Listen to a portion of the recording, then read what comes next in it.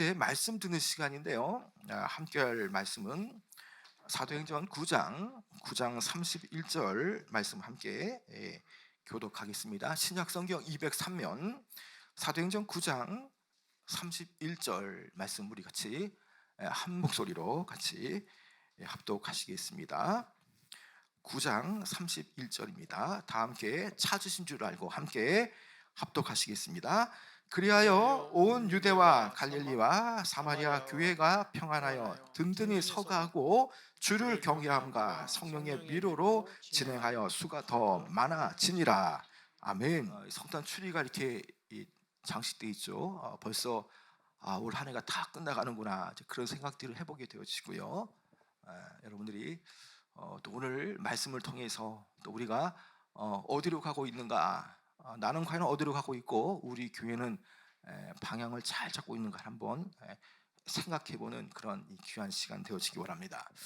로마 제국 시대에 이 소수의 이 예수님의 제자들부터 시작되어진 교회, 그 박해받는 상황 속에서도 이 주님의 몸된 교회는 소멸되지 않고 영적으로 성장하고, 그리고 결국에는 로마의 광활한 제국들을 이 기독교 국가로, 기독교로 바꾼 것을 우리는 잘 알게 되어지죠. 그 소수의 무리들이 모여서 무엇을 했기에 그 로마 제국까지도 바꿀 수 있었는가? 여러분 궁금하지 않습니까? 여러분, 오늘 저와 여러분은 함께 이 박해 현장 속에서도 계속적으로 성장하고 부흥하고 또 교회가 이렇게 세워져 가는 이 초대교회의 어떤 그 영적인 원리들을 함께 좀 배우고자 합니다. 여러분 궁금하지 않으십니까? 함께 우리가 이 영적 원리를 찾아가는 여행을 함께 떠나가길 원하는데요. 자, 여러분 사도행전 1장부터 7장까지의 내용을 보면 이 사도행전의 저자 누가는 예루살렘에 어떻게 초대교회가 탄생되어졌는지에 대해서 기록하고 있죠. 예수님께서 승천하시고 또 오순절날에 예루살렘을 떠나지 말라라고 말씀할 때에 나와 똑같은 분을 너에게 보낼 때에 너희는 그 성령을 통해서 권능과 능력을 받고 그때부터 성령의 인도하심에 따라서 복음을 증거해야 될 것이다 라고 말씀하시죠. 자, 그때에 이 오순절날에 이 마가의 다락방, 그 마가의 다락방에서 이 기도하며 성령님께서 강림하실 것을 기다렸던 그 120명의 사람들, 바로 이 이전에 경험해보지 못했던 이 성령님의 능력을 그들은 봤던, 그들이 바로 이 120명의 성도들이 바로 이 교회의 이 출발점이라고 볼 수가 있는 것이죠. 그들은 이 성령께서 임하실 때에 다 성령의 충만을 받고요, 또 성령의 말하게 하심을 따라서 온갖 그 난고 방언으로 방언을 말하기 시작했고요, 그리고 성령의 인도하심 가운데에 아주 담대하게 이 복음을 증거하고 전하게 되어졌던 것이죠. 그런데 이러한 과정들에 대해서 지금 오늘 이 말씀은 그러한 성령의 능력과 성령의 인도하심 가운데에 교회가 스데반 집사의 그 순교를 통해 박해를 받고 예루살렘에서 흩어지고 교회의 모습으로서 전하고 나타내고 할 때에 비로소 이제 9장 31절의 말씀처럼 교회가 지금 이런 식으로 지금 성장하고 또 진행하여서 교회의 수가 더하여 가고 있다라고 지금 이렇게 말씀하고 있는 것이죠. 어떤 측면에서 보면은 이 9장 31절의 말씀은 이 교회가 이제 태동이 되어지고 교회가 세워지는 과정 속에서 마치 이 바울의 사역에 대해서 이제 그가 회심하고 또 제자들과 함께 복음을 전하면서 동시에 이 교회가 어떤 식으로 성장 발전하는가에 대해서 분명하게 이 9장 31절은 마치 요약판처럼 그렇게 우리에게 말씀하고 있다는 것입니다. 사도행전 9장 이 전반부에 이 흐르는 내용들에 대해서 누가는 이 바울의 많은 지면들을 할애하죠. 바울이 회심하였고 전에는 횡포자와 이 강포자 같은 사울이 그 다메섹에서 부활하신 주님을 만남을 통해서 그가 이제 이 사도행전 9장 15절의 말씀처럼 이 사람은 내 이름을 이방인과 임금들과 이스라엘 자손들 앞에 전하기 위하여 택한 나의 그릇이라는 말씀을 통해서 이제 교회가 확장되어질 때에 바울 위시한 그리고 예수님의 제자들과 함께 이 복음의 사역이 이제 넓게 이 지역을 넘어서는 이런 사역이 펼쳐지고 있다는 것을 말해주고 있다는 것입니다. 여러분 한번 생각해 보시기 바랍니다. 교회를 핍박했던 이 사울이 이 부활하신 주님을 만난 이후부터는 이제 그의 삶이 바뀌어지게 되어졌고요, 하나님은 그를 이 복음 전도에 맞는 역할을 할 수 있도록 그의 삶을 송두리째 바꾸시는 것이죠. 그래서 누가는 이러한 과정 속에서 함께 이런 과정 속에서 복음 전파의 결과로 인해서 나타난 현상들에서 31절에 그리하여라는 말을 통해서 교회가 지금 이러한 결과가 나타나고 있다라고 지금 그가 분명하게 기술하고 있다는 것입니다. 여러분 어떤 결과가 나타나고 있는지 여러분 31절 한번 같이 한번 읽어볼까요? 시작. 그리하여 온 유대와 갈릴리와 사마리아 교회가 평안히하여 든든히 서가고 주를 경외함과 성령의 위로로 진행하여 수가 더 많아지니라. 여러분 여기에 보면요, 이미 사도행전 2장 41절에 보면요, 베드로가 설교를 할 때에 이 성령의 능력을 입고 그가 한 번에 설교를 할 때에 예루살렘에서 무려 3,000명이 복음을 듣고 회개하고 예배자로서 세워졌다고 말합니다. 그리고 계속적으로 이 사도행전 2장 47절에 보면요, 날마다 수가 더해지고 있는 신자들에 대해서 이렇게 기술하고 있죠. 그리고 5장 14절에 보면요, 믿고 죽기로 나온 사람들이 많았다라고 말합니다. 그리고 6장 7절에 보면요, 이 제자들의 수가 증가한 것뿐만 아니라 이 교회가 이제는 팔레스타인을 넘어서 여러 지역으로 이것이 복음이 증거되고 전파되어지고 있다고 말씀하는 것이죠. 여러분 이 31절에 보면요, 자, 이 갈릴리도 이렇게 복음을 듣고 있다고 말하지 않습니까? 우리가 잘 아는 대로 이 복음서에서 나오는 이 갈릴리는 어떤 곳입니까? 예수님께서 복음을 전하였음에도 불구하고 갈릴리 땅 사람들은요 여전히 예수님을 배척하고 복음을 들으려 하지 않았던 것이죠.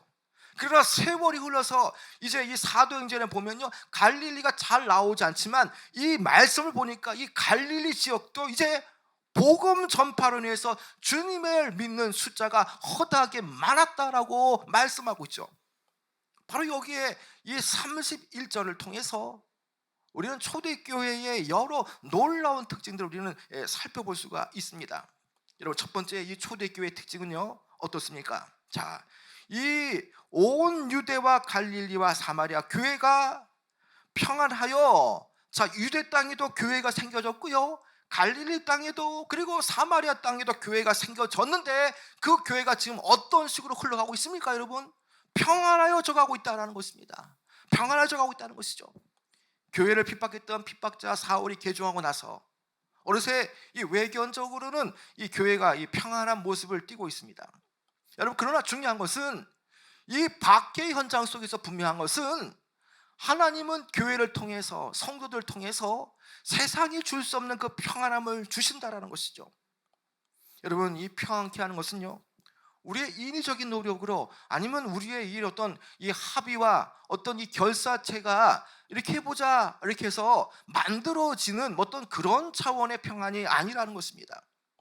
여러분 초대교회는 분명히 굳건하게 서가고 있는데요 외부적으로 여전히 박해 현장에 놓여 있는 것이죠. 여러분 그러함에도 불구하고 왜 그렇습니까? 평안합니까? 바로 평안을 주시는 분은 예수 그리스도이기 때문이라는 것이죠. 그래서 그 평안함은 세상이 줄 수 없는 그 평안함이라는 것입니다. 여러분 바로 이 평안이 무엇입니까? 교회가 누리는 특징이 되어지고요 그리고 그리스도인들이 누릴 수 있는 바로 특징이 바로 그 안에 평안함이 있다는 것입니다. 여러분 이 평안은요 교회에도 똑같이 영향을 끼치지 않습니까? 예수 그리스도께서 주인 되신 그 교회는요 외부의 상황과 상관없이 늘 평안하기 마련이죠.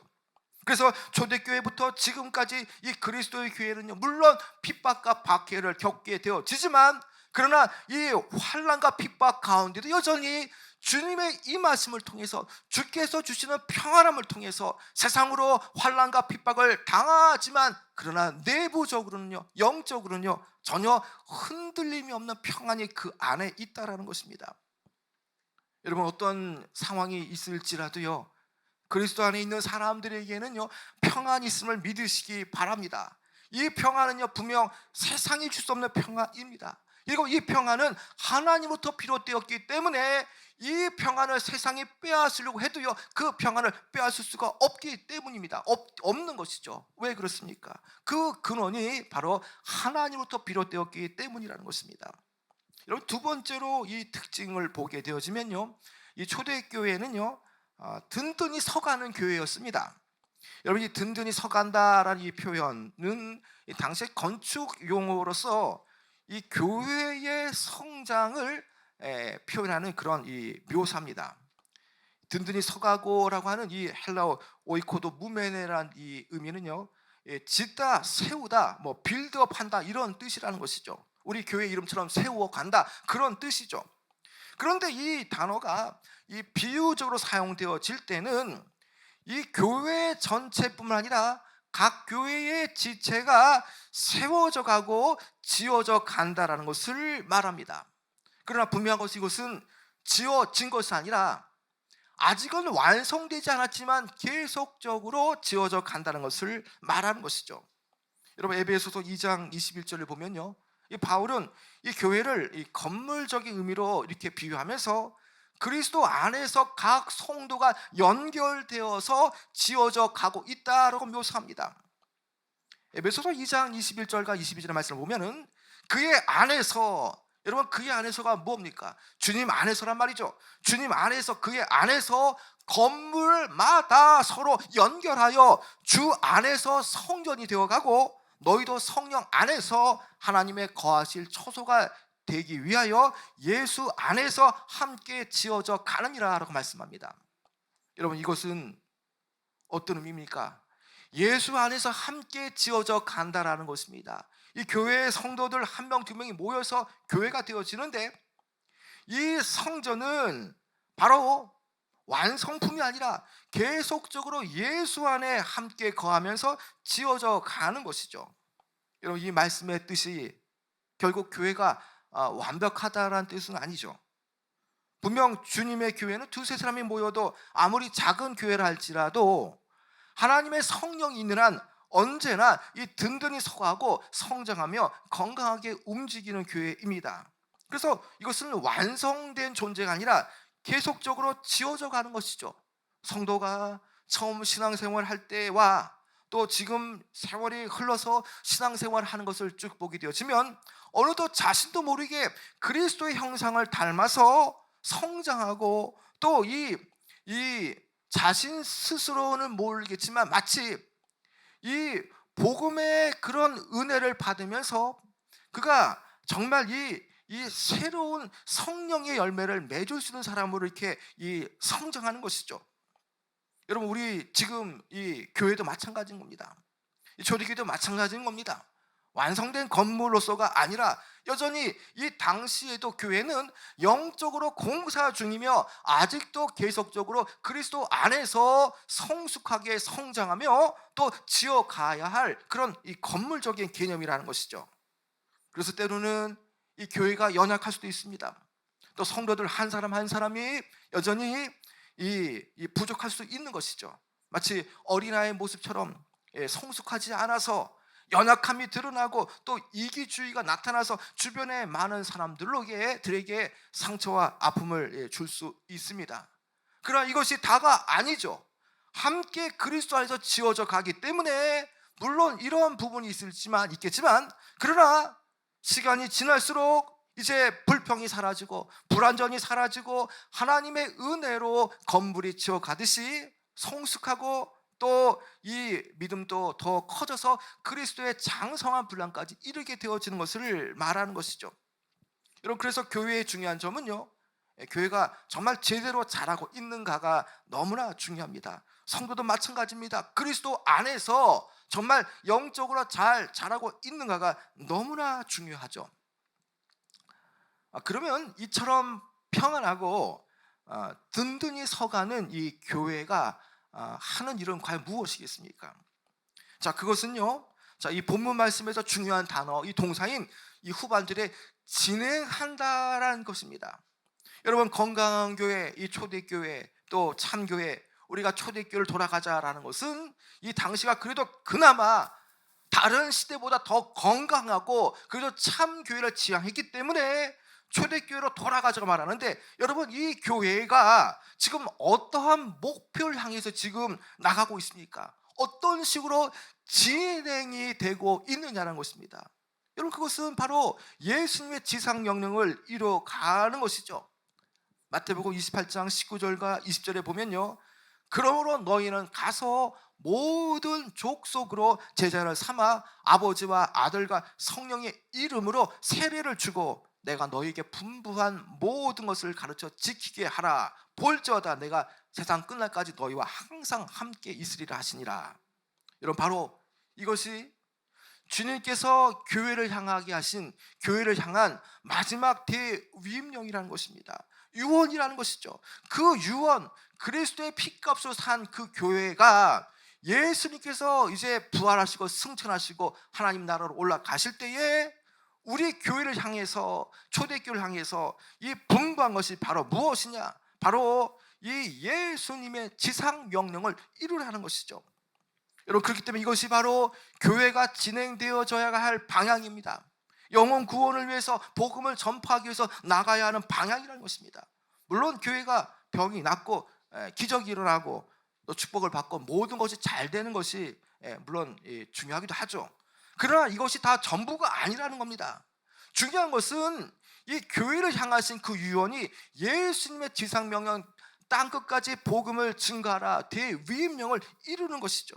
그래서 이 진행하는 방향도 교회가 그 방향을 잘 잡아야 되고, 날마다 교회가 정말 이 주님께서 마지막 당부하신 그 명령대로 잘 따르고 있는가 우리는 생각해 봐야 하는 것입니다. 여러분, 그렇다면 그 목표에 따라서 자, 어떻게 진행이 되어집니까?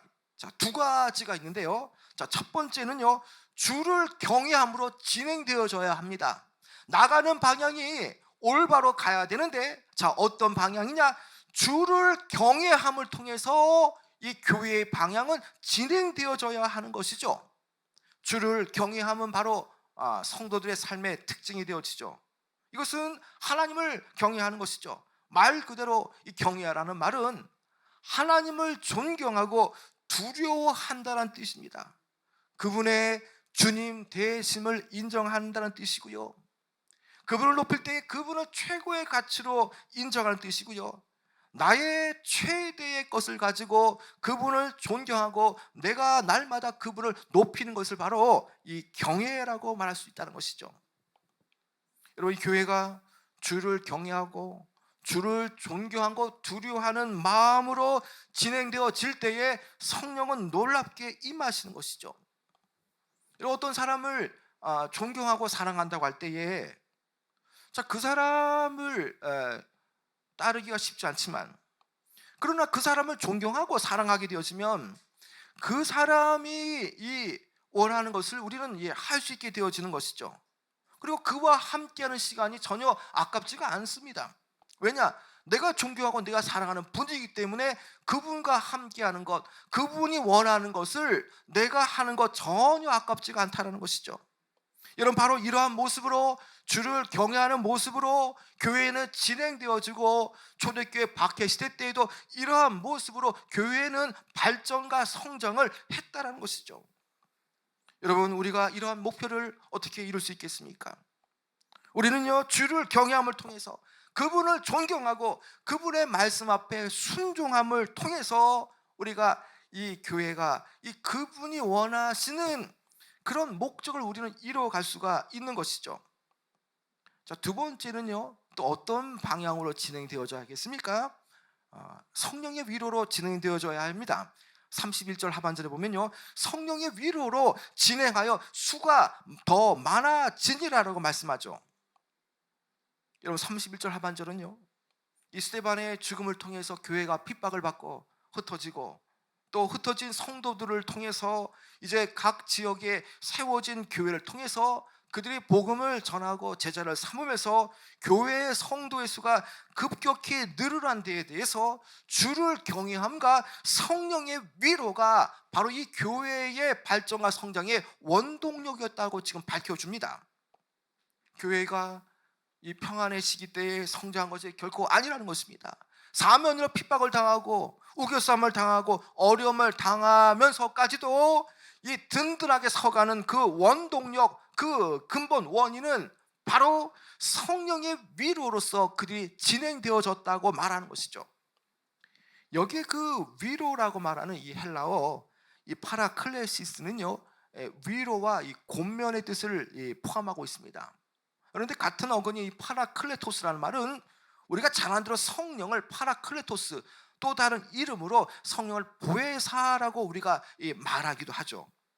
여러분, 이 교회가 핍박 속에서도요, 유대와 갈릴리 지역으로 흩어지는 과정 속에서 더욱더 주를 경외하고 또 이 보혜사 성령님의 이 격려와 위로와 도움으로 부흥의 부흥을 거듭하여 나갔다라는 것입니다.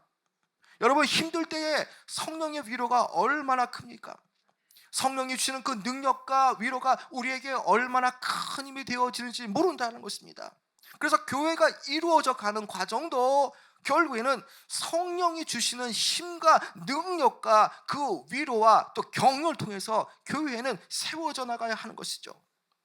우리가 우리의 힘으로 하는 것이 아닙니다. 결론적으로는 이 교회를 통해서 지상 목표를 진행해 나갈 때에 그것은 우리 편에서 하나님을 경외하고 또 하나님 편에서는 성령의 능력을 부어 주심을 통해서 그 목표를 완성해 나가는 것이죠. 자, 그러면 성령의 능력을 위로를 더 많이 받기 위해서는요, 우리가 하나님을 경외하고 나가게 되어지면 우리는 성령의 능력과 성령의 위로를 더 많이 받게 되어져서 그 성령의 능력과 힘과 권능과 위로로 우리에게 주신 그 하나님의 그 사명을 우리는 이룰 수가 있는 것이죠. 이 성령의 능력은요, 혹독한 박해를 이길 수 있는 그런 힘이 되었습니다.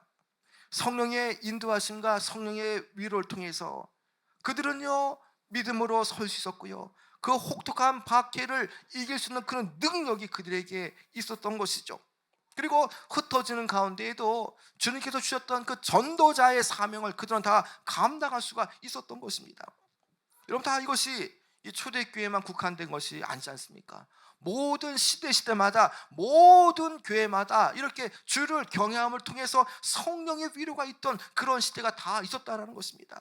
그래서 교회가 성장하고 교회가 이렇게 이 명맥을 계속 잇고 성장할 수 있는 이유는요, 성령께서 역사하셨기 때문이라는 것입니다.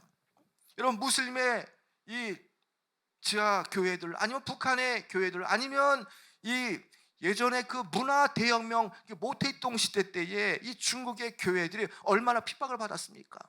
다 없어질 것처럼 보였지만 그러나 교회가 생성되어지고 발전되어지고 지금까지도 교회가 명맥을 유지하는 것은 무엇입니까? 성령께서 진행하시고 성령께서 교회의 주인이시기 때문에 성령의 위로로 그렇게 그들의 교회를 이렇게 또 함께하는 역사가 있었기 때문이라는 것이죠. 오늘날 많은 사람들은요, 교회가 성장하지 않는다라고 말을 하기도 합니다. 오히려 교회가 퇴보하고 있다라고 걱정들도 하고 있는 것이죠.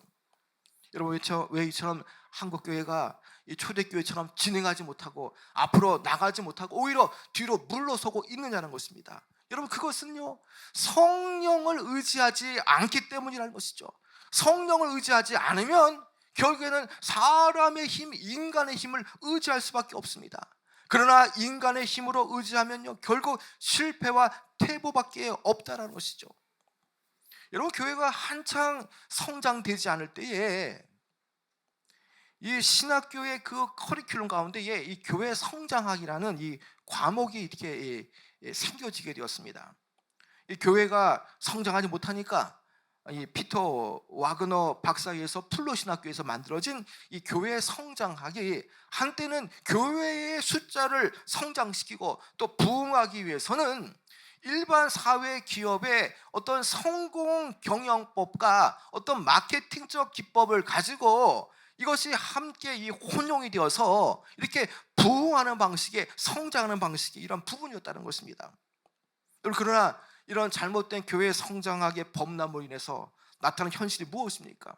이 교회가 영적 부흥이 굴절되었고요, 왜곡되었고요, 이러한 잘못된 세상적인 어떤 그런 이 방법, 어떤 경영 방법으로 인해서 교회는 더 오히려 이 영적인 이 오염이 되어지는 부분이 많았다는 것입니다. 여러분, 교회는요, 주님의 피값으로 산 교회이기 때문에 어떤 성장과 또 진행하는 방향도요, 인위적인 사람의 방식으로 할 수 있는 것이 아니라는 것입니다. 단지 프로그램을 돌려서 교회가 성장되어지고 또 회복되어지고 그런 차원의 것이 아니라는 것입니다. 성령께서 함께 하시고 위로하실 때에 교회는 성장하게 되어지는 것이죠. 그래서 교회 성장의 진정한 원동력은요, 성령의 역사라는 것입니다. 여러분, 31절을 보십시오. 온 유대와 갈릴리와 사마리아에 있는 교회들이 성령의 위로로 말미암아서 진행되어져 수가 더 많아졌다라고 말하지 않습니까? 여러분, 이것은 초대교회가 폭발적으로 성장하게 된 결정적인 원인이 어떤 사도들이나 성도들의 헌신적인 노력이 아니라 이것은 오직 성령의 역사에 있었음을 분명하게 이 누가는 증명하고 있다는 것이죠. 여러분, 초대교회 가운데에도 이 박해와 핍박 현장 속에서도 이 폭발적으로 성장할 수 있었던 것은요, 이 분명 성령의 역사 때문임을 여러분 믿으시기 바랍니다.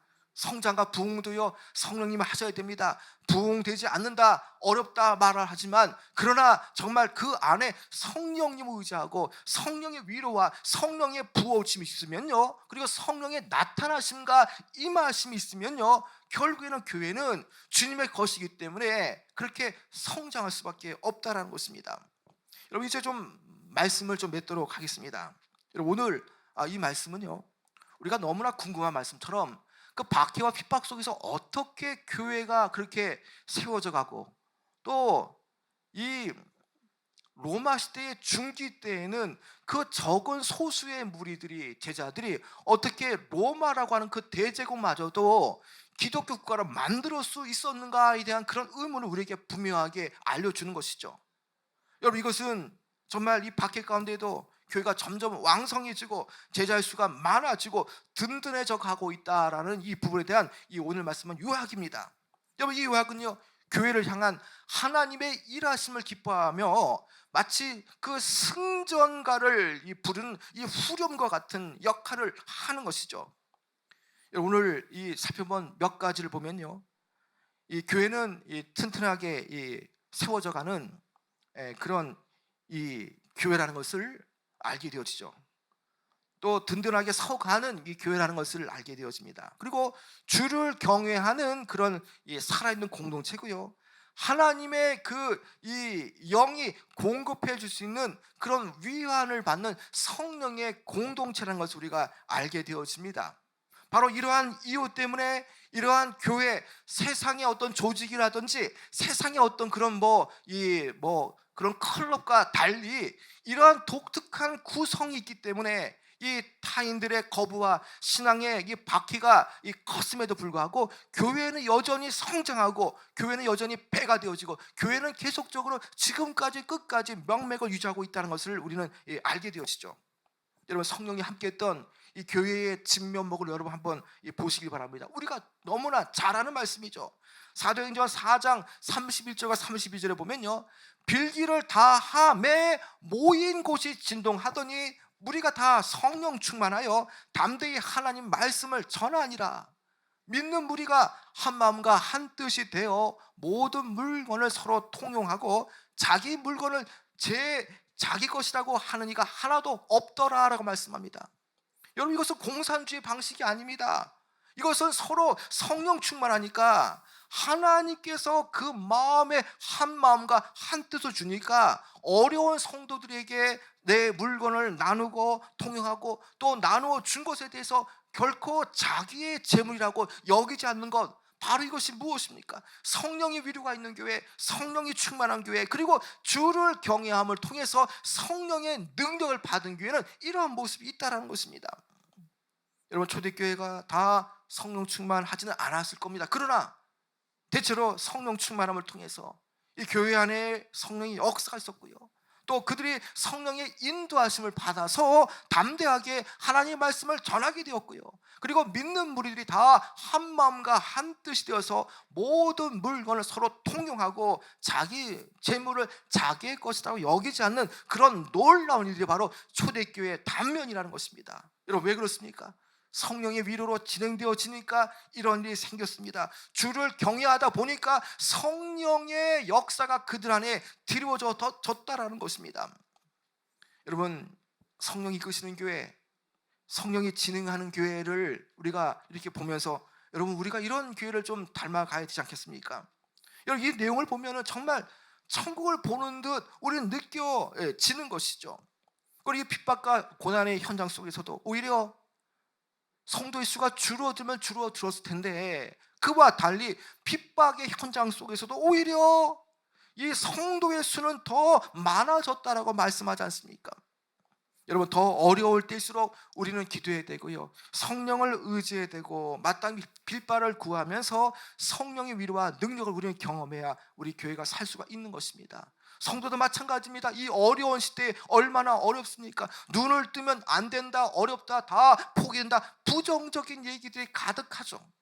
여러분, 그러나 우리가 성령의 주파수를 맞추고 세상의 그런 어떤 이 부정적인 그 안테나의 주파수를 맞추는 것이 아니라 하나님께서 임하시고 성령께서 나타나시고 성령께서 역사하시는 그 성령의 물줄기의 주파수를 맞추게 되어지면요, 우리는 이러한 것들을 경험하게 되어진다는 것이죠.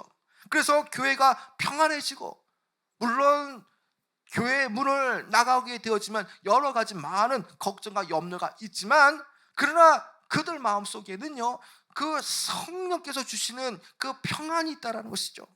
그런 평안함을 통해서 교회는 든든하게 서가게 되어지고요, 또 주를 경외함을 통해서 성령의 위로를 통해서 교회는 계속적으로 진행되어져 가는 것이죠. 여러분, 이런 교회를 꿈꾸시기 바랍니다. 그리고 올 한해 이제 얼마 남지 않은 이 2022년도 12월 우리가 이 초에 보면서 과연 나는 정말 이 성령의 위로를 받고 있는가? 또 정말 주를 경외하고 있는가? 정말 이러한 교회를 꿈꾸고 있는가? 정말 나는 초대교회로 가기 위해서 나 스스로도 이러한 부분을 사모하고 있는가를 생각하시면서 여러분, 올 한해 유정의 미를 잘 거두시길 바랍니다. 그리고 어렵지만 분명하게 초대교회처럼 우리가 이 주를 경외하고 성령을 이 위로를 우리가 받을 때에 우리는 사면으로 어려움을 또 우겨쌈을 당할지라도 주님 주시는 새